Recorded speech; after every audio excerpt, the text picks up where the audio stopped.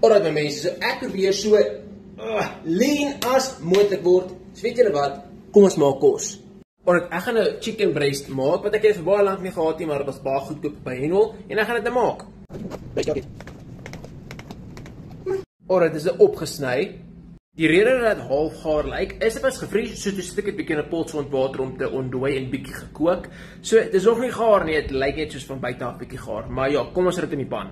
Alright, dis in die pan met 'n klein bietjie olie want ek het vergeet om koekingsprei te sprei, maar ek gaan net gewone peper saam met ermit ingooi want ek het nie meer chicken spice nie. En plus ek like ermit, so ek is nie gepla daardeur nie. En ja, ek gaan dit ingooi en dan gaan ek op die pan sit en dan gaan ek dit op die stoof sit en dan gaan ek dit net weet braai.